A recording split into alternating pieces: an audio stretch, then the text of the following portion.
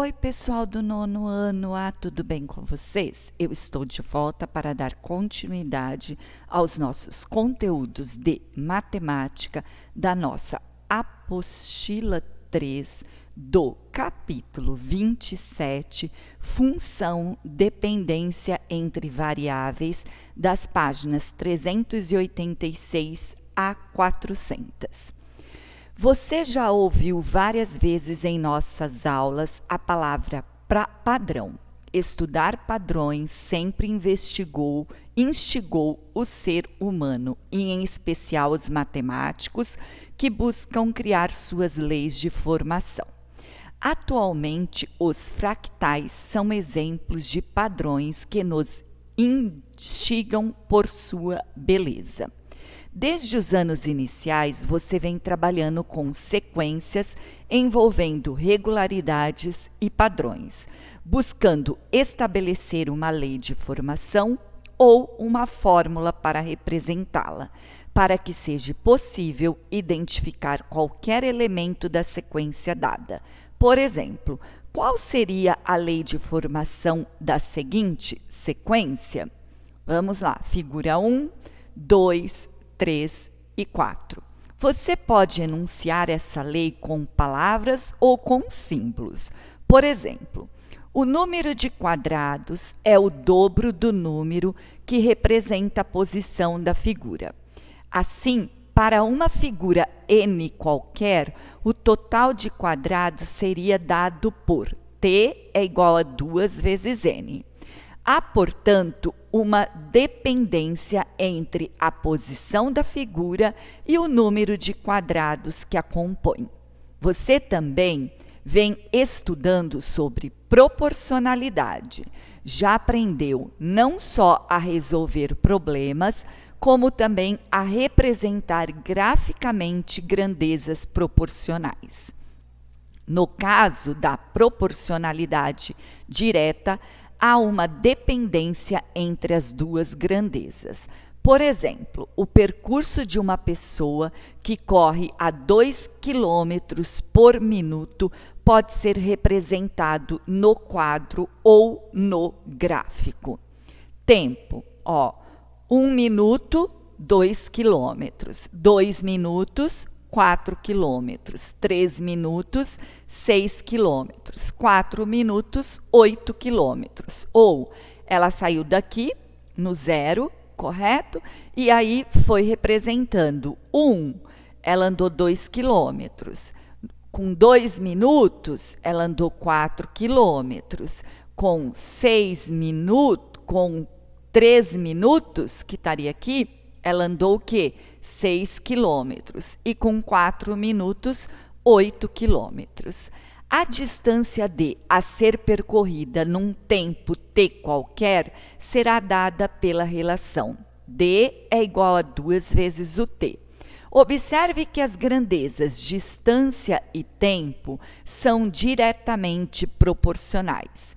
Iniciamos nesse modo a sistematização desses conteúdos que já foram abordados anteriormente, ampliando nossos conhecimentos sobre dependência entre as variáveis que representam grandezas.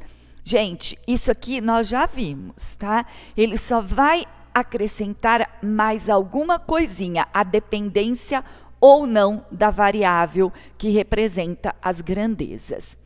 Dependências de uma variável em relação a outra, da página 387. Explorando padrões.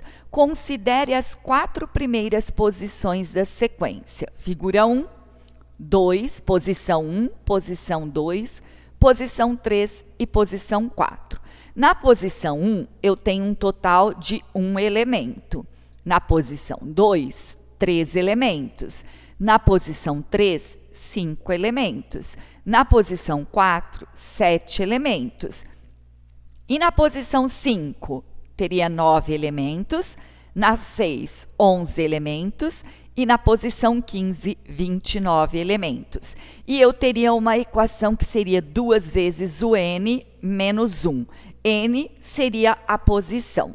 Chamando de T o total de elementos em uma posição n qualquer, escreva a fórmula geral ou lei de formação que relacione a posição da figura com o total de elementos. Nós já resolvemos, seria T é igual a 2 vezes n menos 1. Quantos elementos tem a figura que ocupa a posição 57 nessa sequência? Era só a gente fazer 2 vezes 57 menos 1, que ia dar 113 elementos. Se uma figura tem 57 elementos, qual é a posição que ela ocupa na sequência?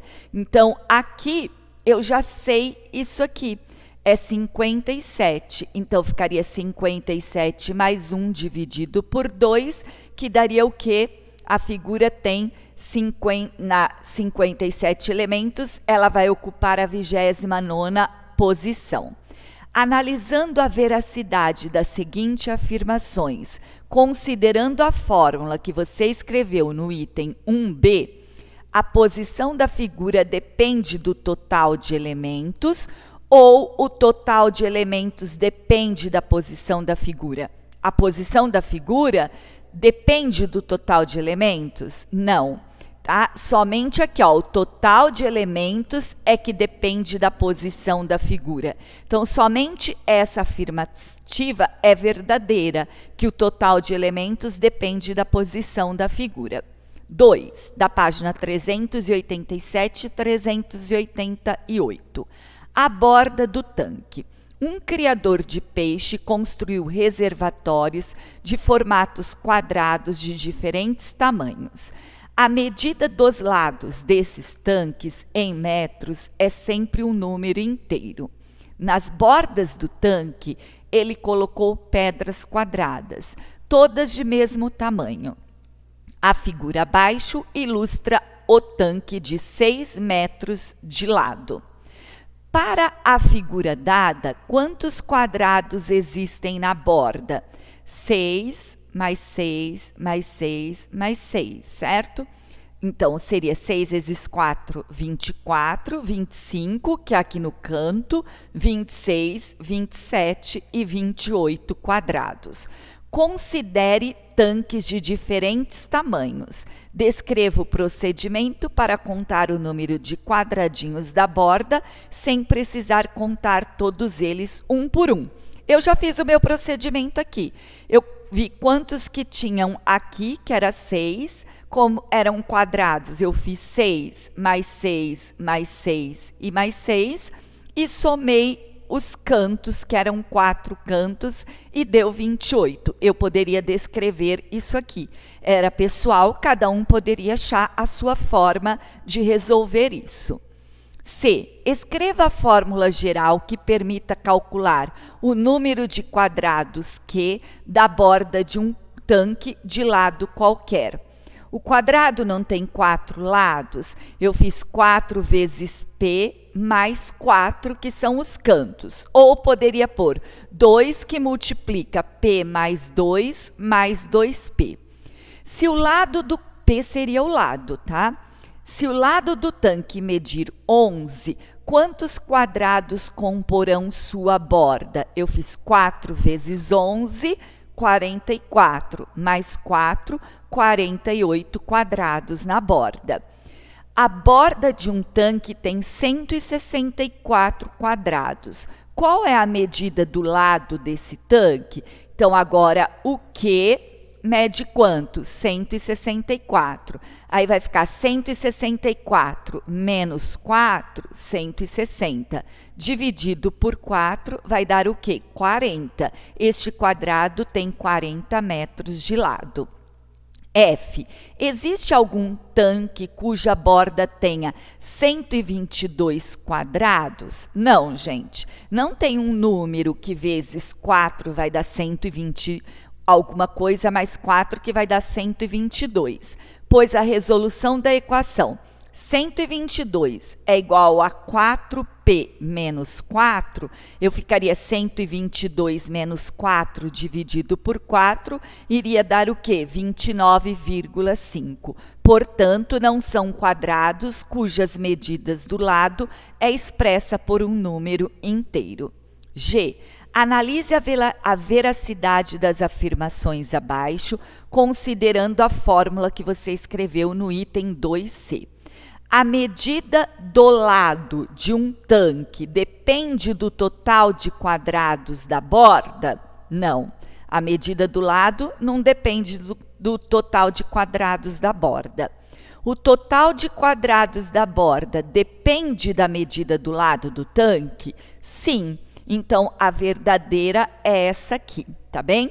Vocês agora vão fazer o exercício 13 e 4 da página 389 e 390, que são parecidos com esses dois que eu fiz com vocês. Dependência de uma variável em relação à outra, página 391. Ao realizar a sessão anterior, você deve ter concluído que existem situações em que uma variável é função de outra variável e que é possível escrever uma fórmula ou lei de formação que relacione essas duas variáveis. Em todos os contextos trabalhados na sessão anterior, as variáveis representam grandezas, ou seja, são contextos que exploram as dependências entre grandezas. Como você deve ter observado, o termo função apareceu em algumas das situações descritas. Esse termo refere-se a um importante conceito matemático que vamos explorar a partir de agora.